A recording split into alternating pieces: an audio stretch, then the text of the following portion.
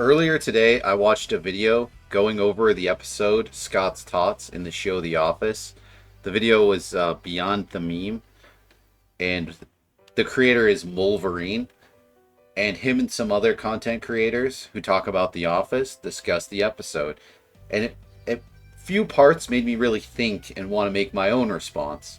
Now, this episode, Michael Scott has made a pledge 10 years prior, so the students would have been in the second grade, that he was going to pay for all of their college tuition. Just one classroom, all of their college tuition. And 10 years later, they're all graduating, so they invite him to speak in front of the class. All the students love him as this has wildly affected their life. So in this video, they talk about the elephant in the room, what makes this episode stand out for so many people, which is the fact that it is very cringeworthy and hard to watch because it's a very heavy subject matter. Now I want to talk about why that subject matter is so heavy. So for one, it's about people being in a poor school, right? Poor area. Therefore, this publicly funded school doesn't have a lot of money, so these students genuinely don't have much opportunity. So they're already at a disadvantaged position, right? Now, in Mulverine's video, him and the other creators, they talk about that this school is very, it has a lot of minority students. You can see that it is mostly black people in this classroom. Black people and Native American people are the two poorest races of people.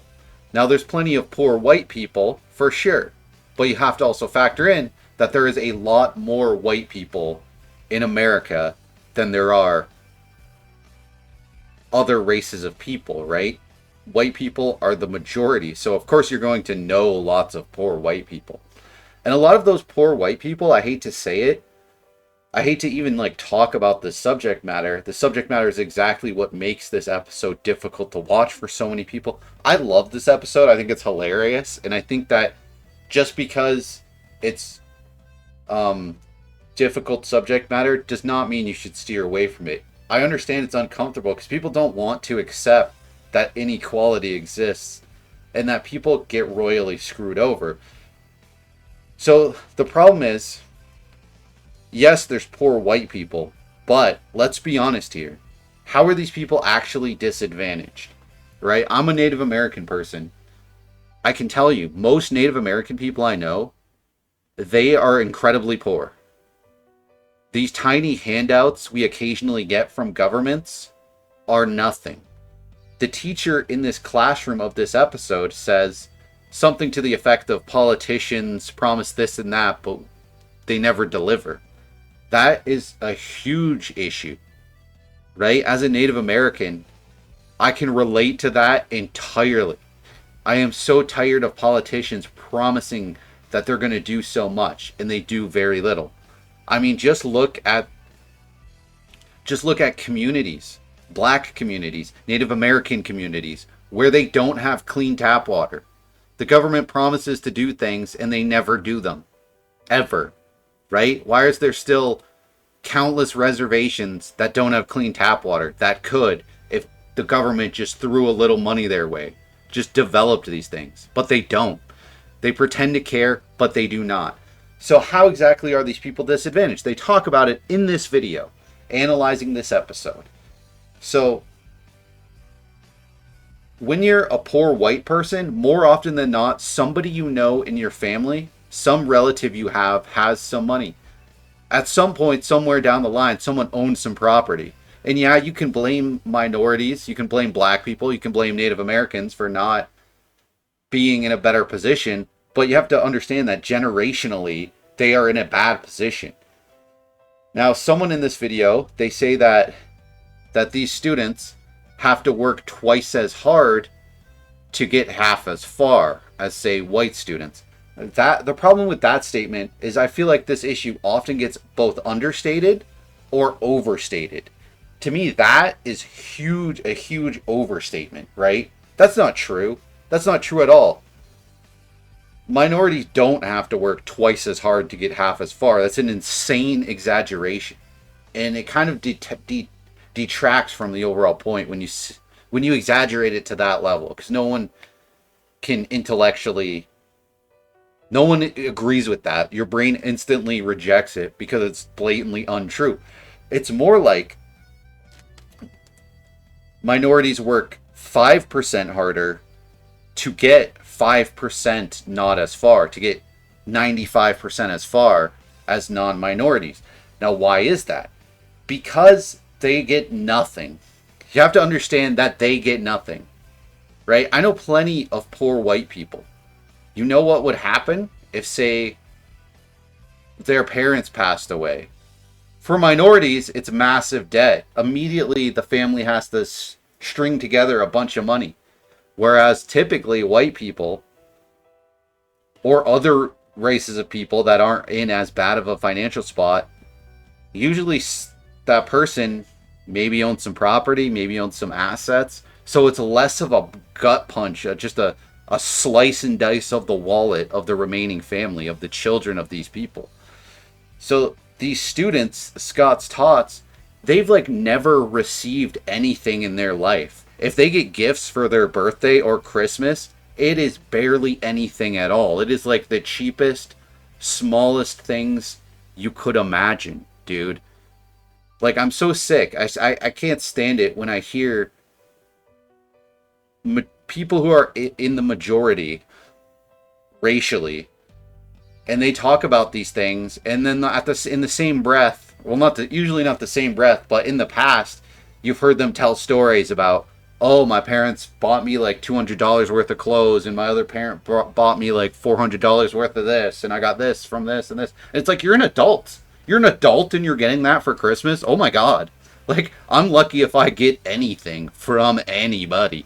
So it's like, you got to understand that there is huge differences of just access to resources for minority groups. Huge difference. Unbelievable difference. And that manifests itself in people who are in these poor minority groups never being able to take a risk. You can't fail. Because that 10% difference that I talked about, it is way bigger than what you're even imagining, right? Obviously, the saying that they work twice as hard to get half as far, that means that for them to get as far as like somebody in the majority, they would have to work 4 times as hard. That's obviously not true. That's insane, right? It's hard to even come up with a larger exaggeration than that. 4 times as hard. Come on, be realistic. But what realistic is that 10% I talked about, working 5% harder to get 95% as far. That's completely the truth. Completely the truth, right? You can pretend that that doesn't exist. That would be understating, saying, oh, everyone's just equal. Or something stupid like, oh, affirmative action is a thing. You know, some employers somewhere will hire people just because they're minorities. Which, yeah, that happens, and that's worth acknowledging, but that doesn't... What is that doing? What is the outcome? Or these random government handouts? What do they really accomplish? Ultimately, nothing, right? Maybe not absolutely, truly nothing, but so little. Like, these things don't even affect 1% of a minority individual's life, right? Like, you're talking about this tiny little bit of money sprinkled here or there. It's doing nothing. Think about how for decades and decades, how black people and Native Americans remained the poorest races. You will never find a shittier school than in like black communities or on reservations. Like deplorable stuff. Like this school in Scott's Tots looks beautiful. It is gorgeous. Like even my mostly white school that I went to, this school looks better than it, right?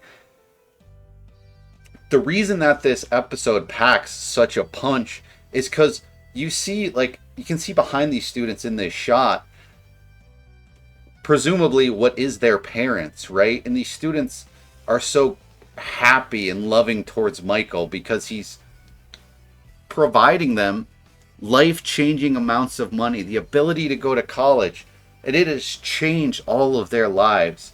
And the other shoe drops that he doesn't have the money. He cannot fulfill this promise, similar to promises that governments have made. So it's not about Michael Scott making this promise. Yes, that sucks, but Michael's heart was in the right place. And this is a real issue, right? Screw Michael Scott and him giving one classroom of black students college tuition. You have government after government after government on every side of the political spectrum promising minorities the world and delivering nothing on repeat for pretty much ever, for as long as these countries have been around, dude. Like, my God. So why it's so hard to watch is because it has nothing to do with Scott's Tots. Scott's Tots are just representing a real, genuine issue that it's very hard for people to talk about. And I think we need to talk about it in the pure freaking reality of what it truly is and where people positionally actually are. Because it makes me genuinely sad when I think about the state that my race of people, Native Americans, are in and how it's incredibly hard to get out of, right? And how I see people, I know people, there are people younger than me. There are Native American, tons of them who are younger than me, who just, they have no shot. They got no shot at all. And it's not their fault. Right? So we gotta have realistic perspectives on what it really means to be a minority and how exactly that truly disadvantages people. Right? It's the fact that they don't have money, their family has never had money, has never been anywhere close to having money, and there's no prospect of them having money in the future. Yes, people can individually go and become a success, but it is harder for them. You must begin to understand this. And it's hard to accept. It hurts to watch this episode on some level. Even if you don't feel it in the moment, it does. I understand why people would skip this episode. I don't think that they should, but I get it. I like this episode. It's actually one of my favorites because it's actually about something real. It's a good one for sure. Freaking Oral-B commercial. I think I'm gonna end it off there because I think I said everything that I wanted to say. Peace out.